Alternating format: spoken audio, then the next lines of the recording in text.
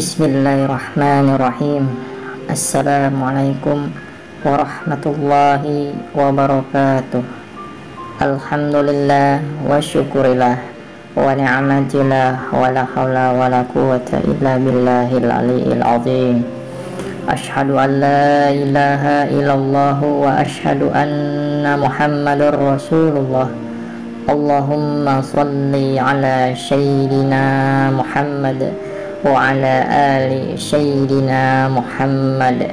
Hasbi rabbi zalallah wa fi qalbi ghairullah. Nur Muhammad sallallahu la ilaha illallah, amma ba'du.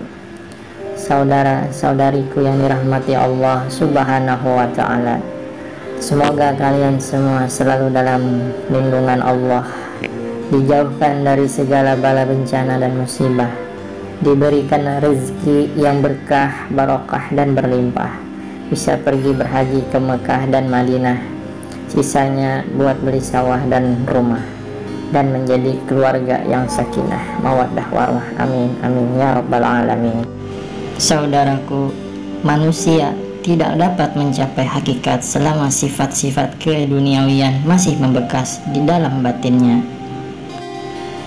Hakikat akan menyata dalam dirinya apabila sifat-sifat keduniawian telah lenyap dalam dirinya. Kejahilan akan meninggalkannya bila dia menerima pengetahuan tentang zat Allah subhanahu wa ta'ala. Ini tidak dapat dicapai dengan pelajaran hanya Allah tanpa pelantara yang boleh mengajarnya. Bila Allah yang maha tinggi sendiri yang menjadi, baru dia akan karuniakan ilmu daripadanya, sebagaimana dia lakukan kepada Nabi Khidir alaihissalam. Kemudian manusia dengan kesadaran yang diperolehnya sampai kepada peringkat ma'rifat, di mana dia mengenali Tuhannya. Orang yang sampai kepada suasana ini, ia akan memiliki penyaksian ruh suci dan dapat melihat kekasih Allah subhanahu wa ta'ala, yaitu Nabi Muhammad SAW, mengenai segala perkara daripada awal hingga ke akhirnya, dan semua nabi-nabi yang lain memberikannya kabar gembira tentang janji penyatuan dengan yang dikasihi.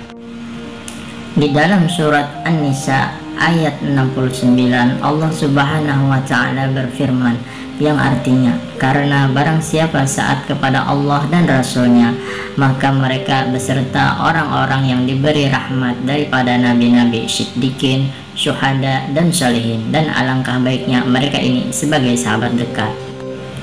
Orang yang tidak menemui pengetahuan ini di dalam dirinya, ia tidak akan menjadi arif walaupun dia membaca 1000 buah buku. Nikmat yang boleh diharapkan oleh orang yang mempelajari ilmu johir ialah surga. Di sana semua yang dapat dilihat adalah kenyataan sifat-sifat ilahi dalam bentuk cahaya. Tidak terkira bagaimana sempurna pengetahuannya tentang perkara nyata yang hanya boleh dilihat dan dipercayai. Dia tidak membantu seseorang untuk masuk kepada suasana kesucian dan mulia, yaitu kehampiran dengan Allah subhanahu wa ta'ala, karena seseorang itu perlu terbang ke tempat tersebut, dan untuk terbang perlu kepada 2 sayap. Hamba Allah yang sejati adalah yang terbang ke sana dengan menggunakan 2 sayap, yaitu pengetahuan johir dan pengetahuan batin.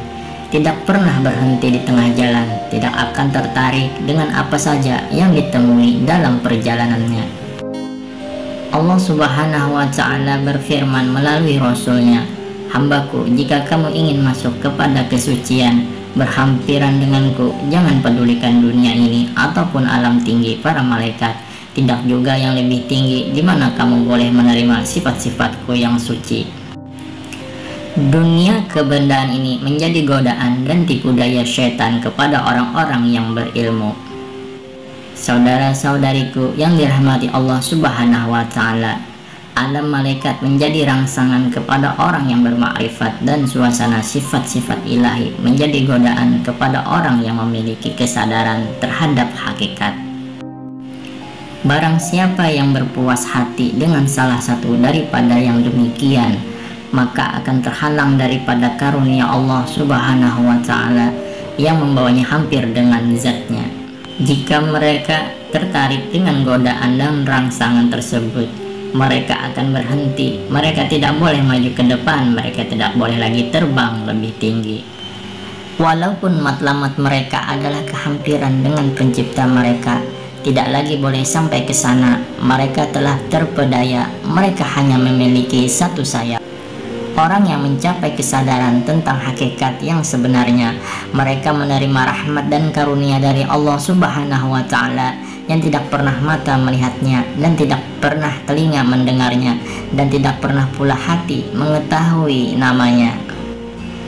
Inilah surga, kehampiran dan keakraban dengan Allah Subhanahu wa Ta'ala.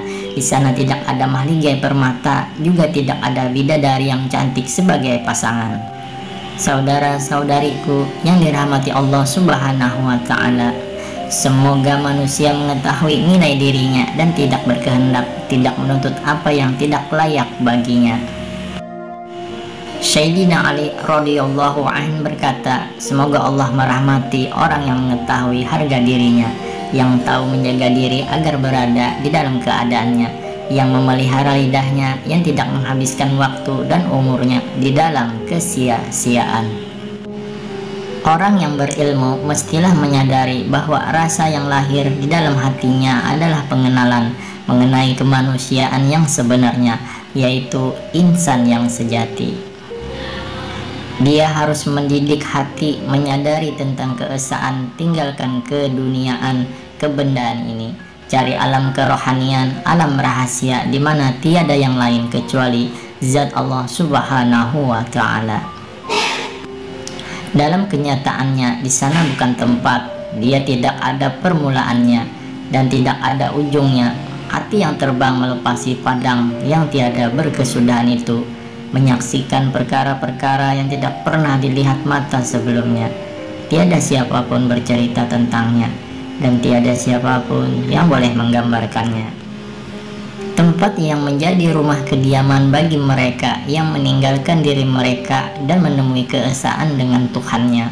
Mereka yang memandang dengan pandangan yang sama dengan Tuhan mereka, pandangan keesaan. Bila mereka menyaksikan keindahan dan kemuliaan Allah, maka tidak ada lagi yang tinggal dengan mereka. Bila dia melihat matahari, dia tidak dapat lagi melihat yang lain. Dia juga tidak dapat melihat dirinya sendiri. Bila keindahan dan kemurahan Allah Subhanahu wa Ta'ala menjadi nyata, apalagi yang tinggal dengan mereka. Nabi Shallallahu Alaihi Wasallam bersabda, seseorang perlu dilahirkan 2 kali untuk sampai kepada alam malaikat. Dia adalah kelahiran maksud daripada perbuatan dan kelahiran rohani daripada jasad. Kemungkinan yang demikian ada dengan manusia. Ini adalah keanehan rahasia manusia. Dia lahir daripada percampuran pengetahuan tentang agama dan kesadaran terhadap hakikat, sebagaimana bayi yang baru lahir hasil daripada percampuran 2 titik air. Firman Allah Subhanahu wa Ta'ala dalam surat Al-Insan ayat 2 yang artinya, sesungguhnya kami telah jadikan manusia daripada setitik mani yang bergiliran, yang kami berikan percobaan kepada mereka, yaitu kami jadikan dia mendengar dan melihat.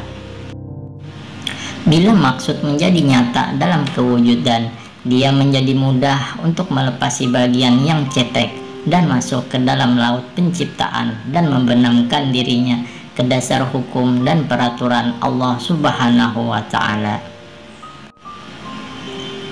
Sekalian alam kebendaan ini hanyalah satu titik jika dibandingkan dengan alam kerohanian.